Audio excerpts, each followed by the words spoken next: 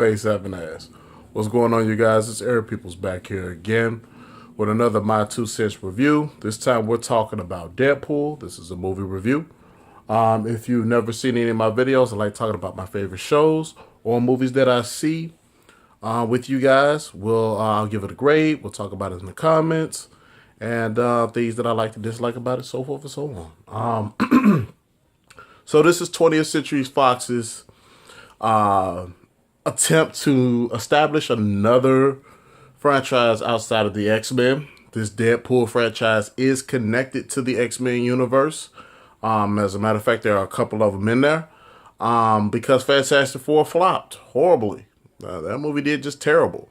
So, and part of me thinks that maybe some some comic books just aren't meant to be movies. And maybe if they give it back to Marvel, Disney, we'll see what happens. But Deadpool is their latest attempt, starting Ryan Reynolds in the title role. You got Marina Baccarin.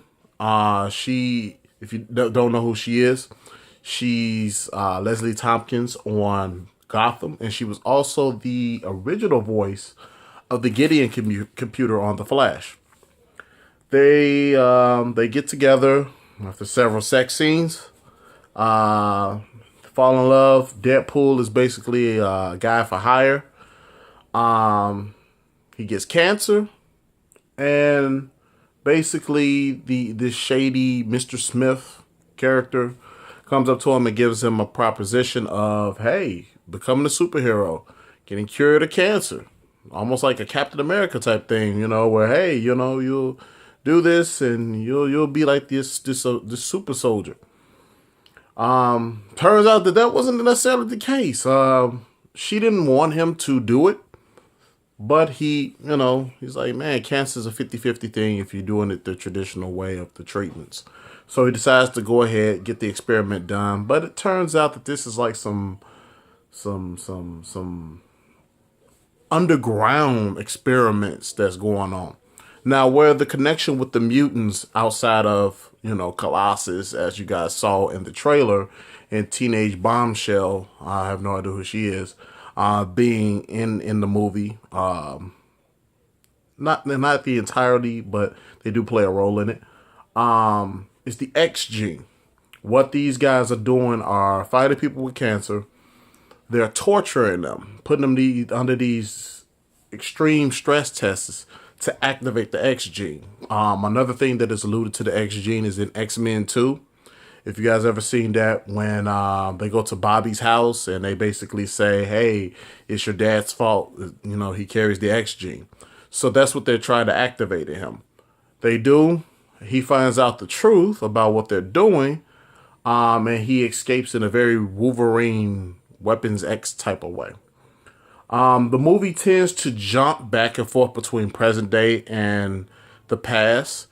And eventually it catches up, and he's like, "Oh yeah, now we're catched up. Let me rewind this part." It's a lot of talking to the audience, and a lot of other comic book knockoff moments there, where say for instance the Green Lantern thing. He's like, "Hey, don't make my suit green. Don't make it animated," despite Green Lantern not being a bad movie.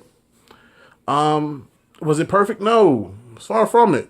But I can name a lot of movies that are far from perfect, and people for some reason ate them up. So, and I've seen Green Lantern in the theater, and I also own it on DVD. Plenty of room for character development. But anyway, yeah. So Deadpool was a 3. Nothing more, nothing less. It gets a lot of credit from me because it is an R-rated movie and it's done really well at the box office. Way better than they ever anticipated. Way better than I anticipated. But did really well at the box office. The movie itself is an accurate interpretation of the character. What you see is what you get as far as that character is concerned. He's a dick. Kills a lot of people. He's a dick. It just is what it is with that character. I mean, there's There's nothing really complex about it. That's what you're getting, and that's what you got in this movie. So going into it, I noticed a lot of people were like,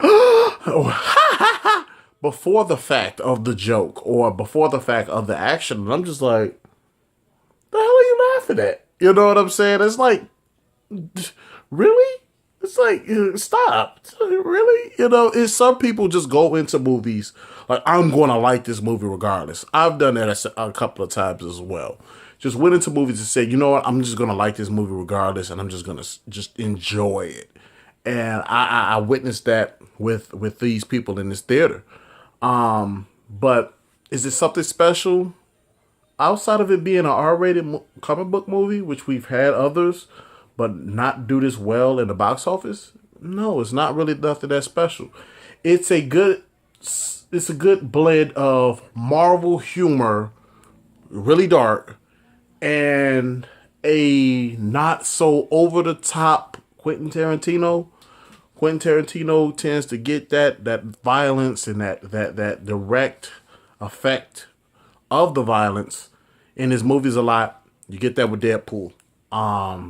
He chops off his own fucking hand and shit like that, and he impales a guy with his swords and stuff like that. Yeah, so I mean, it's a good movie. If you got a few bucks, and you got a few drinks on you, or you're smoking on something, go check it out. You'll enjoy it. It's not nothing that's gonna be too heavy on you. Yeah, or if you can find a good screener's copy, go for the gold. So yeah, 3. That's what I give it. No higher, no less. So if you like this video, hit like. If you disliked it, please hit dislike. Let me know what you disliked about it. Maybe you dislike my point of view on it. Go ahead, hit me in the comments about it. Subscribe for more. I'm going to do other movies and of course TV shows all the time. And I'll be seeing you guys soon. Appreciate you. I see I got some new subscribers. Welcome you guys to my world, and look forward to talking with you guys. Peace.